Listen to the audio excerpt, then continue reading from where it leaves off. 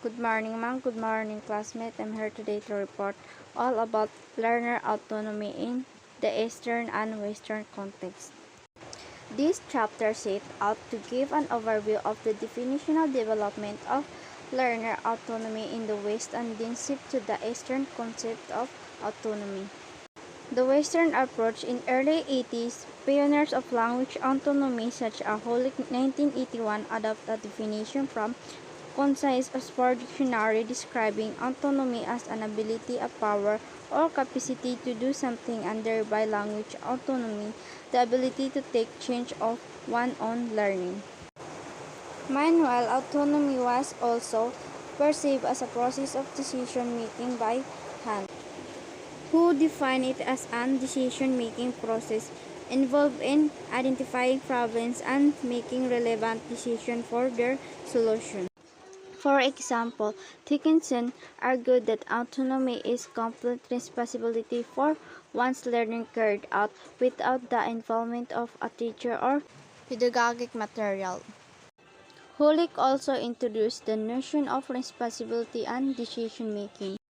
Ligotka and Thomas 1991 took a holistic perspective viewing autonomy as the three previously mentioned elements: capacity, responsibility, and decision-making.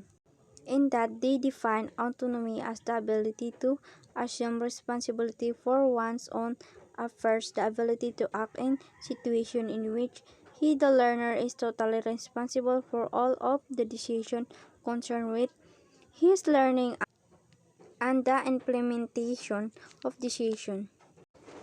Pennycook 1997 defined autonomy as the foundation of human dignity and the sources of all morality and truth. Struggle, the voice of the learner, oppressed by sociocultural constraints, can be heard.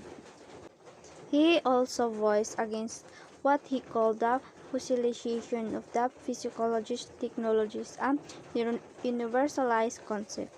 The Eastern approach, a number of Chinese philosophers and educators have implement or promote autonomy implicitly or explicitly and consider individual difference learner training right to learn self-learning.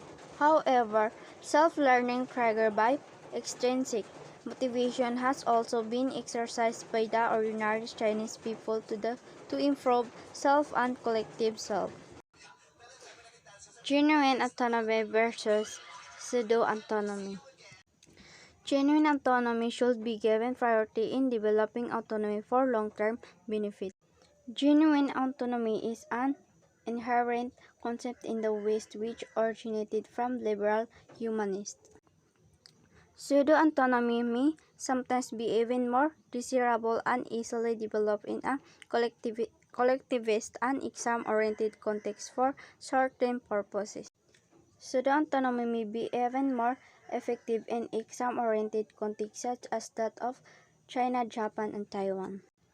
To promote genuine autonomy, it is important to equip learners with metacognitive knowledge. This includes four aspects of knowledge. Knowledge of learner themselves. Knowledge of learner themselves includes an understanding of all the physiological attributes such as a learning style, aptitude, attitude, motivation. Knowledge of the subject matter is about meta-language of English and macro aspect of English, which includes the difference between spoken or written grammar, different sindris registers. Knowledge of external factor include knowledge about the whole learning environment. Knowledge of the learning process, simply put, can refer to the application of learning strategies to English learning such as metacognitive strategies, social affective strategies, cognitive strategies. Autonomy in English language education in the global context, a global phenomenon, a contextualized practice.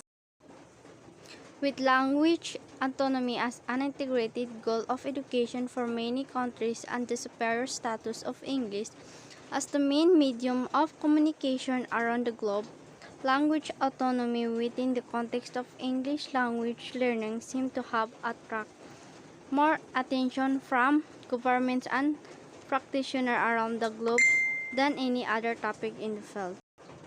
One of the main underlying causes is the definitional vastness of language autonomy, which has caused some confusion among researchers and professionals in their practice. As a practitioners, we will be more able to make sense of autonomy if we could constrive language autonomy. Therefore, in the global world, if we were to understand the very complex nature of autonomy for learners,